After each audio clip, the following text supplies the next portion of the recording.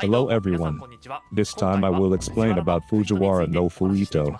Fujiwara no Fuhito was the son of Nakatomi no Kamatari. During the Nara period and Heian period, a clan called the Fujiwara clan gained power. It was Fujiwara no Fuhito who built that base of power. Check out this video to find out more about his life. Anyone who has studied Japanese history has surely heard of the Fujiwara clan at least once. If we trace the Fujiwara clan's family tree back, we come across Nakatomi no Kamatari. Nakatomi no Kamatari is famous for assassinating Sagano Iruka together with Prince Nakano Oi. After that, Nakatomi no Kamatari carried out the Taika reform together with Prince Nakano Oi. However, it was Nakatomi no Kamatari who died first. The surviving Emperor Tenji expressed his gratitude by bestowing upon him the Kaban Fujiwara. This was the beginning of the Fujiwara clan. Fujiwara no Kamatari had a son. His son was Fujiwara no Fuhito, the protagonist of this video. Fujiwara no Fuhito was 11 years old at this time. He was growing up in the care of immigrants. He lost his father at the young age of 11. Further trials awaited him. That was the Jinshin War. The Jinshin War was a succession dispute that occurred after the death of Emperor Tenji. The battle took place between Prince Emperor Tenji, the son of Prince Otomo Tenchi, and Prince Oyama, the younger brother of Emperor Tenji. I would like everyone to think about which side Fujiwara clan took sides in this situation. This makes sense when you consider that Fujiwara no Kamatari was a close friend of Emperor Tenji. The Fujiwara clan sided with Prince Otomo, who was recommended by Emperor Tenji. However, the result of the Jinshin War was that Prince Otomo was defeated. In other words, the Fujiwara clan was siding with the losing side. Due to these circumstances, the Fujiwara clan was in a difficult situation by the time Fujiwara no Fuhito came of age. Fujiwara no Fuhito revived the Fujiwara clan from this point. Now I will talk about how Fujiwara no Fuhito rebuilt the Fujiwara clan. There is one person who is indispensable in telling this story. That person is Empress Jita. Fujiwara no Fuhito worked as a handyman for Prince Kusakabe no Oji, the son of Emperor Tenmu and Empress Jita. As he did so, he apparently gained the favor of Empress Jita and rose through the ranks. As I mentioned in a previous video, there was some dispute over the imperial succession at this time. The candidates to succeed Emperor Tenmu as emperor were Prince Kusakabe and Prince Atsu no Oji. If anything, Prince Atsu was more excellent than Prince Kusakabe. Empress Jita wanted her son to succeed her to the throne. She cooperated with Fujiwara no Fuhito to eliminate Prince Atsu. However, Prince Kusakabe died at a young age. Empress Jita, consumed with grief, wanted her grandson to succeed her to the throne. Prince Kusakabe left behind a son, Prince Karu. Thus, Empress Jita ascended to the throne as an interim emperor of Japan until Prince Karu grew up. Prince Karu later became emperor of Japan Monmu. However, Empress Jita wondered, when I die, what will happen to Emperor Monmu? The country must be stabilized before I die. Empress Jita had such concerns. Empress Jita began compiling the Ritsuryo. I will explain the Ritsuryo in the next video, so don't think too hard about it. For the purposes of this video, it is sufficient to understand that Ritsuryo is low. When Emperor Monmu was emperor of Japan. Specifically, the Ritsuryo was enacted in 701 by Prince Osakabe and Fujiwara no Fuhito. Since the era name at the time was Taiho, this Ritsuryo is called the Taiho Ritsuryo.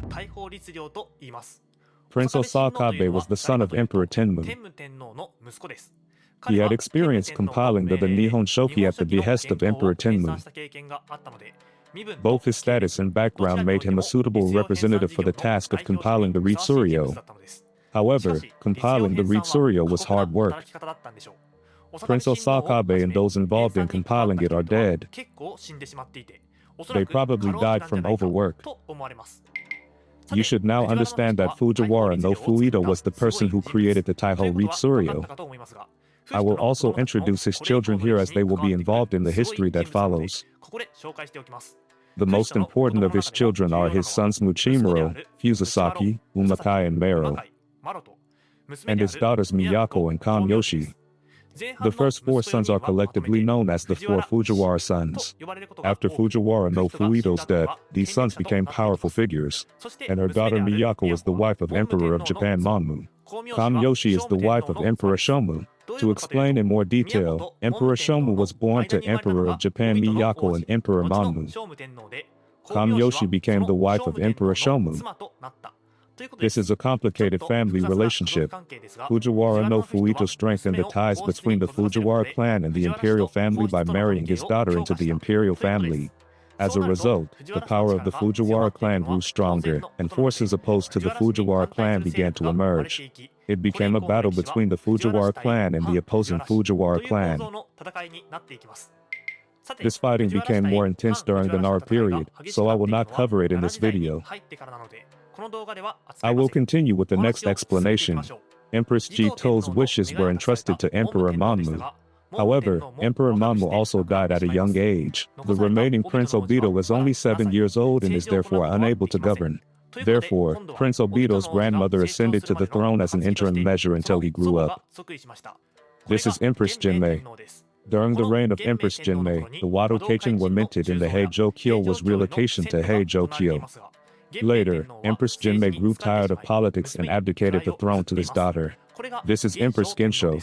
In other words, she appointed an interim emperor of Japan for 2 consecutive years in order to allow Prince Obito to succeed to the throne. Earlier I mentioned the story of the casting of the Wado Keichin during the reign of Empress Jinmei.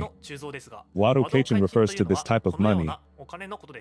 During the reign of Empress Jinmei, copper was discovered in what is now Saitama Prefecture. Empress Jinmei was pleased by this, changed the era name to Wado, and had people make money. The coin called Wado Keichin was created at this time. However, at that time in Japan, people still traded things to get what they wanted. Rice, silk and cloth served as money. In that situation, even though the imperial court minted coins, few people used them. In order to circulate currency, the imperial court issued chikusen joirei and took measures such as paying salaries in currency. But they didn't have much effect.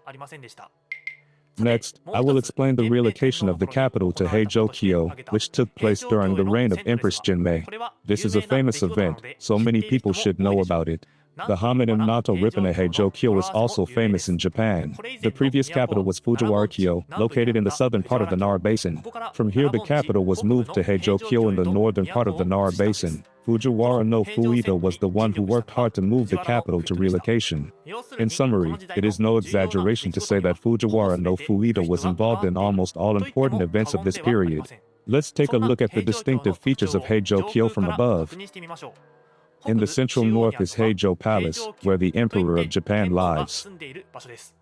From there, the main Suzaku Avenue runs north and south. At the southern end was a gate called Lagio Mon. The area was divided into 2 parts, the eastern side being called Sakyo and the western side being called Rukyo, with Suzaku Avenue being the dividing line. On this screen, the right and left are reversed. This is because, when viewed from Heijo Palace where the Emperor of Japan resides, the left is east and the right is west. Let's take a look inside Heijo Palace. There were the diary, where the Emperor of Japan spent his daily life, an Imperial Palace Inn, where government affairs were carried out. Currently, this area is Heijo Palace Historical Park. Several buildings there have been restored. Returning to the sky again, we can see a section protruding to the east of Heijō-kyo. This is a section called Gekyo. Nowadays, many people visit this area when sightseeing in Nara.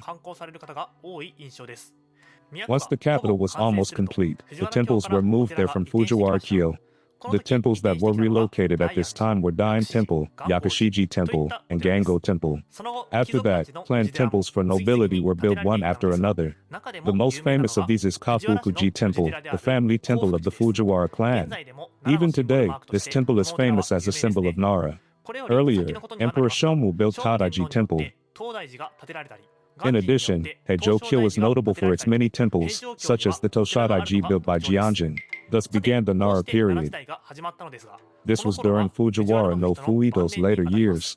Fujiwara no Fuhito had something left to do. The Taiho Ritsuryo was created in a hurry and had many holes. Fujiwara no Fuhito was not satisfied with the Taiho Ritsuryo.